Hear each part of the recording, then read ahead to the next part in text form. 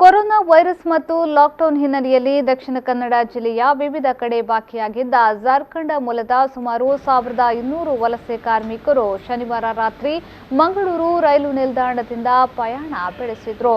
ಜಿಲ್ಲೆಯಾದ್ಯಂತ 20,000ಕ್ಕೂ ಅಧಿಕ ವಲಸೆ ಕಾರ್ಮಿಕರು ತವರೂರಿಗೆ ಹೋಗಲಾಗದೆ ಅತಂತ್ರರಾಗಿದ್ದರು. ಲಾಕ್ಡೌನ್ ಸಡಿಲಿಕೆಯ ಬಳಿಕ ತವರೂರಿಗೆ ಹೋಗಲು ಸಿದ್ಧರಾದ ಕಾರ್ಮಿಕರು ಶುಕ್ರವಾರ ಮಂಗಳೂರು ರೈಲು ನಿಲ್ದಾಣದಲ್ಲಿ ಜಮಾಯಿಸಿದ್ರು. ಆದರೆ ರೈಲು ಸಂಚಾರದ ವ್ಯವಸ್ಥೆ ಇಲ್ಲದ ಕಾರಣ ಪ್ರತಿಭಟಿಸಿ ಆಕ್ರೋಶ ವ್ಯಕ್ತಪಡಿಸಿದ್ರು. ಈ ಮಧ್ಯೆ ಕಾಂಗ್ರೆಸ್ ಮುಖಂಡರು ಕಾರ್ಮಿಕರ ಪ್ರತಿಭಟನೆಗೆ ಬೆಂಬಲವನ್ನ ನೀಡಿ ಬಿಜೆಪಿ ಸರ್ಕಾರದ ವೈಫಲ್ಯದಿಂದ ಸಮಸ್ಯೆ ಸೃಷ್ಟಿಯಾಗಿದೆ ಎಂದು ಆಪಾದಿಸಿದ್ರು.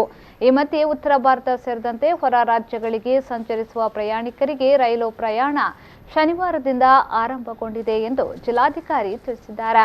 ಈಗಾಗಲೇ ಸೇವಾ ಸಿಂಧು ಆನ್ಲೈನ್ ಮೂಲಕ ನೋಂದಣಿ ಮಾಡಿರುವ ಕಾರ್ಮಿಕರಿಗೆ ಸೂಕ್ತ ಆರೋಗ್ಯ ಪರೀಕ್ಷೆ ಮಾಡಿಸಿಕೊಂಡು ಎಲ್ಲರಿಗೂ ಅವರವರ ಮನೆ ವಠಾರದಿಂದ ಕರೆದುಕೊಂಡು ರೈಲು ನಿಲ್ದಾಣಕ್ಕೆ ಬರಲು ವಾಹನದ ವ್ಯವಸ್ಥೆಯನ್ನ ಮಾಡಲಾಗಿದೆ.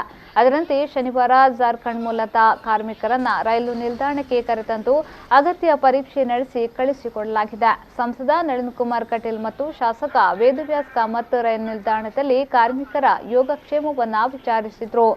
ಜಿಲ್ಲೆಯಲ್ಲಿರುವ ವಲಸೆ ಕಾರ್ಮಿಕರು ತವರು ಜಿಲ್ಲೆ ಸೇರುವವರೆಗೂ ರೈಲು ಸಂಚಾರ ಮುಂದುವರಿಯಲಿದೆ ಎಂದು ಸಂಸದ ನಳಿನ್ ಕುಮಾರ್ ಕಟೀಲ್ ತಿಳಿಸಿದ್ದಾರೆ. अच्छा सेशन मिल गया है। जब बस सेवा हम लोग ट्रेन पकड़ने का टाइम है, अब निकल जाएंगे। कितने लोग जा रहे हैं अभी लगभग 1200 आदमी होगा सर। किधर जाने वाले सब?